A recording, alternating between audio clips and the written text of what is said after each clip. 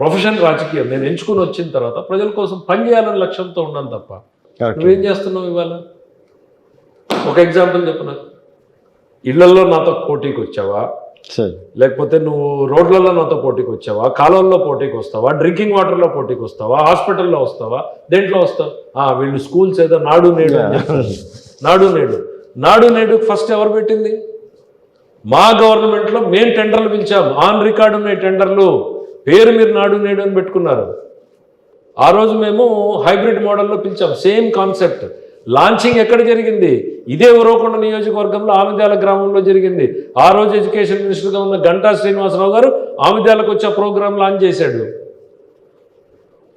టైంలో మీరు రెడీగా వచ్చారు, దాన్ని యూటిలైజ్ చేసుకున్నారు. పేరు నాడు నేడు అని మీరు పెట్టుకున్నారు. దేంట్లో మీరు వచ్చారు నా కాంపిటీషన్? నీకెందుకు ఓటేయాలి? ఇక్కడున్న వైఎస్ఆర్సీపీ అభ్యర్థిగా కంటెస్ట్ చేస్తున్న విశ్వేశ్వరరెడ్డి గారికి ఎందుకు ఓటేయాలి ప్రజలు? జగన్మోహన్ రెడ్డి గారు, చంద్రబాబు నాయుడు గారు కొంతసేపు ఉరవకొండ రాజకీయాలకు సంబంధం లేదు, పక్కన పెడదాం. నీకెందుకు ఓటేయాలి? ఏం చేసావని ప్రజానీకానికి? సో 14 నుంచి 18 వరకు సేమ్ మీకు ఇప్పుడు జగన్మోహన్ రెడ్డి గారు ఎట్లా అడ్డంకులు సృష్టించున్నారో అప్పుడు చంద్రబాబు నాయుడు గారు కూడా ఏ విషయంలో సపోర్ట్ చేయలేదని చెప్పేసి మా గవర్నమెంట్ వెరీ ప్లెయిన్ అండి. నేనున్నాను. ఇవాళ వెళ్ళి వైఎస్ఆర్ సర్పంచ్లు ఉన్నారు కదా మా టైంలో కూడా, మీరు ఇంటర్వ్యూ చేయండి. ఏ ఒక్క సర్పంచ్నైనా నేను ఇబ్బంది పెట్టానా? ఒక్క సింగిల్ సర్పంచ్. ఎవడో ఒకడి మీద కోపం ఉండాలి కదా సార్. 90 మందిలో ఒకడి మీద ఉండాలి కదా. మా వాళ్ళని పక్కన పెడితే వాళ్ళ మీద ఏ ఒక్క సర్పంచ్ అన్నా నేను ఇబ్బంది పెట్టానా? వాళ్ళకి పనులా కాకుండా చేశానా? రోడ్లు లేకుండా, బిల్లు లేకుండా? అరే ప్రతి ఒక్కడు చేస్తేనే ఈ ప్రజలకు అనేటువంటిది బెనిఫిట్. నువ్వు అసలు నీ ప్రయత్నం ఏంది? నువ్వు ప్రయత్నం చేస్తే నీకు చంద్రబాబు నాయుడు గారు ఆ రోజు సహకరించలేదంటానికి ఆయన అడగకుండానే డ్రిప్ ఇచ్చాడు, అడగకుండానే మేము పిల్లకాలువలు తవ్వాము. నువ్వు అడగలేదు కదా, మేము చేశాం కదా. 2014 నుంచి 19 వరకు చేసాం. 19 నుంచి 24 వరకు నువ్వేం చేసావు? గవర్నమెంట్ మీద ఉంది కదా, ఏం చేసావు? నేను ఆ రోజు ఎమ్మెల్యేని కాదు, ఎమ్మెల్యే కాకపోయినా నేను తిరిగి ఇవన్నీ చేశాను. ఇవాళ నీకు ఆపర్చునిటీ, గవర్నమెంట్ ఉంది, ప్రజల కోసం చేయాలనుకున్నప్పుడు నువ్వు చేయాలి కదా. నువ్వు నీ సొంతం గురించి ఆలోచించుకున్నావు తప్ప నువ్వు ప్రజల గురించి నువ్వు ఎక్కడ ఆలోచించుకున్నావు? And sir next TDP government వస్తే మీకు మంత్రి పదవి ఇచ్చే అవకాశాలు ఉన్నాయనుకోవచ్చా సార్? ఇప్పటికీ రావాల్సింది, మరి అది బ్యాడ్ లక్ ఏందో కానీ మిస్ అవ్వకుండా వచ్చింది. ఈసారి సార్ అధికారంలోకి వస్తుందని చాలా ధీమాతోటి బల్ల గుద్ది చెప్తున్నారు. మరి చంద్రబాబు నాయుడు గారి దగ్గర అది మీరు చంద్రబాబు నాయుడు గారిని సో రాజకీయాల్లో ఉన్నప్పుడు డెఫినెట్గా ఎక్స్పెక్టేషన్స్ ఉంటాయి, గ్రోత్ మీద ఉంటుంది. కానీ దానికన్నా ప్రయారిటీ ఇన్ని సంవత్సరాలు రాజకీయంగా వ్యక్తిగతంగా నేను ఎదగాలని నాకు ఎంత బలంగా ఉందో, నా గోల్స్ ఏవైతే నేను పెట్టుకున్నానో ఈ ప్రాంతానికి అవి పూర్తి చేయాలి అనేటువంటిది కూడా అంతే బలంగా ఉంది నాకు. సో డెఫినెట్లీ రాజకీయాలు ఇంకెంత 4 రోజులు తిరిగితే ఆవిష్కారం అయిపోతాయి కదా సార్. సో ఇప్పుడు మీరు సొంత నిధులతోటి ఇన్ని గానం చేశారు కదా సార్, ఇన్ని కార్యక్రమాలు చేశారు కదా. రేపు అధికారంలోకి వచ్చి మీకు మినిస్ట్రీ వస్తే ఉరవకొండని ఇంకే విధంగా తీర్చిదిద్దుతారు? బేసిక్గా ప్రధానంగా నా లక్ష్యాలు ఎప్పటికీ కూడా ఇరిగేషన్ అనేది పూర్తి కావాలి. పల్లెల్లో యాక్టివిటీ ఉండి పల్లెల్లో ఆదాయం ఉంటేనే ఉరవకొండ టౌన్లో ఖర్చు పెడతారు. బట్టలు కొంటారు, తిండి తింటారు, స్థలాలు కొంటారు, ఎకనామిక్ యాక్టివిటీ పెరుగుతుంది. టౌన్లో నేను డెవలప్ చేయాలంటే ముందు పల్లెల్ని డెవలప్ చేస్తేనే ఆ ఇన్కమ్ అక్కడికి పోతుంది. నా స్వార్థం అంతా కూడా నా ఉరవకొండ, తర్వాత నా స్వార్థం అనంతపురం జిల్లా, ఆ తర్వాత ఇంకేమైనా కానీ. సో ఇరిగేషన్కి బ్యూటిఫుల్ ప్లాన్ చేసాం. ఇవాళ హంద్రీనీవా వచ్చిందంటే ఊరికే రాలేదు. అది 1995లో చంద్రబాబు నాయుడు గారు ముఖ్యమంత్రి అయిన తర్వాత ఫస్ట్ శంకుస్థాపన ఉరవకొండలో చంద్రబాబు నాయుడు గారు ముఖ్యమంత్రిగా, పయ్యావుల కేశవ్ ఎమ్మెల్యేగా చేశాము.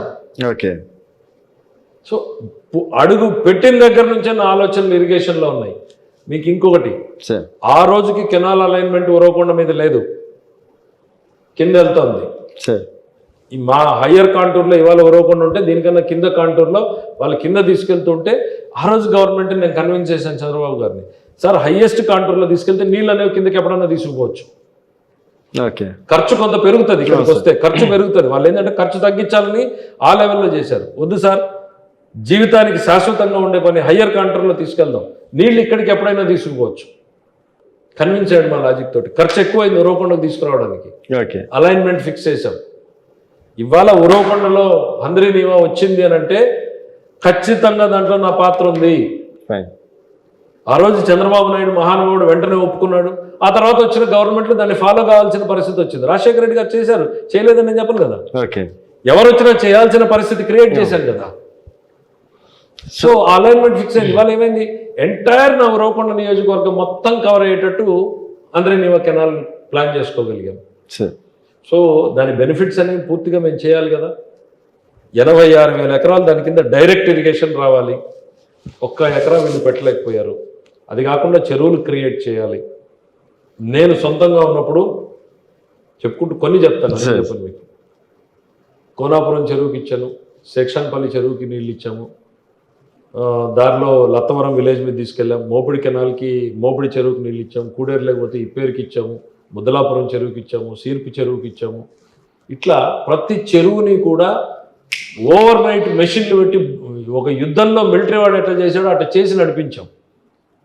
5 సంవత్సరాలు ఒక్క జేసీబీ ఒక్క రోజు పనిచేసినటువంటి పాపాన పోలేదే. మీకు ఒక ఎగ్జాంపుల్ చెప్తాను. హోతూరు నుంచి చాబాలకు వెళ్ళేటువంటి కెనాల్ని మేము తవ్వడానికి 26 ఎక్స్కవేటర్లు ఒకే కెనాల్ మీద పెట్టాం.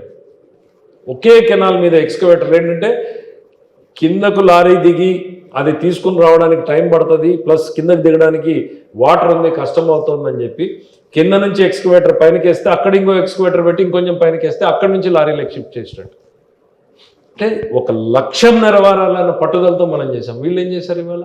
ఓకే సార్, ఆన్ రికార్డ్ మళ్ళీ అడుగుతున్నాను సార్. రేపు మీరు మంత్రి అయితే మీరు ఉరవకొండకు ప్రధానంగా ఏం చేస్తారో చెప్పండి సార్. బ్రీఫ్గా ఇరిగేషన్ నా ప్రధానత. ఓకే.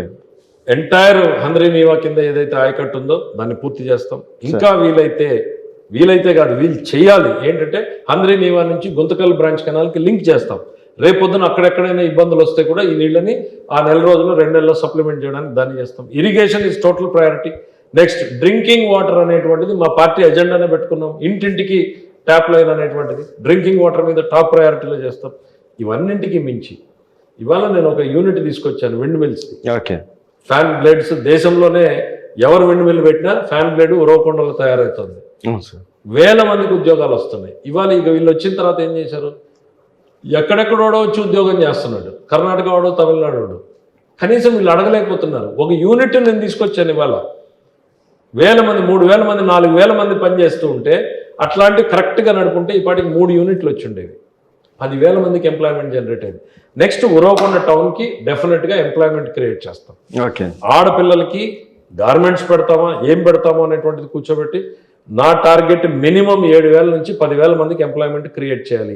ఎట్లా అయితే విండ్ మిల్స్ని ఆ రోజు తీసుకొచ్చి ఒక నెక్స్ట్ లెవెల్, రైతులు బెనిఫిట్ అయ్యారు, యూత్ బెనిఫిట్ అయ్యారు, ఎకనామిక్ యాక్టివిటీ పెరిగింది.